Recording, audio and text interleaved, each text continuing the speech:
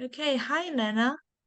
Hello. Congratulations in publishing with context. So, the first question we're going to ask is why do you want to publish your ideas with context? Yes. So I wanted to write, and about this research in particular for context, because I think the format of a feature essay really lends itself to good storytelling.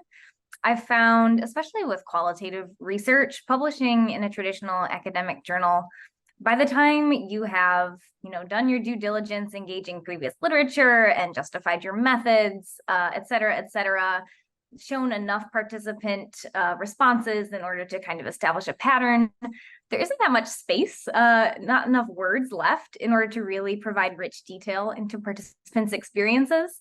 And so I really like that the feature essay in contexts allows for that.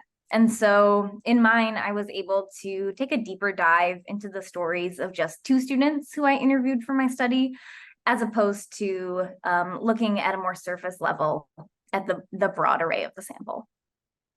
Can you walk us through the main argument of your feature article? Yeah.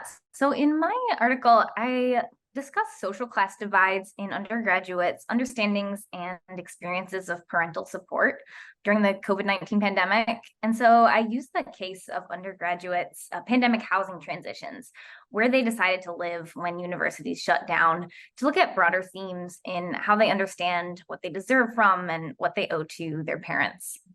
And so I think there's two main takeaways that I want readers to grasp from this feature. The first, very basically, that parents continue to matter and parents' resources continue to matter, even after children turn 18, if they move away to college. And so I think the pandemic showed us this in a really clear way. We were literally seeing students' homes in the backgrounds of their Zoom screens often. But of course, these inequalities weren't unique to the pandemic. And I hope that message comes through clearly.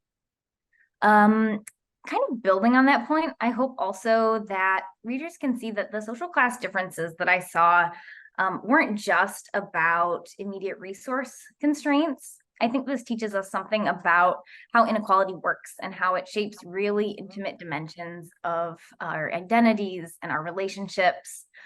Because in my research, I found that students' decisions about where to live and how to interact with their families during the pandemic couldn't be neatly explained by immediate differences in their objective resources or even their parents' objective resources, because the way class works is more complicated. And I saw that these students had developed different understandings of who was in charge and what they owed to their parents, what they deserved from their parents. And these kind of broader understandings of their relationship really shaped how they thought about what they should be doing during the crisis.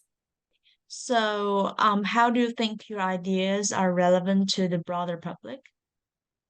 Yeah, I think there's particular relevance for instructors and higher ed administrators, people who work with college students.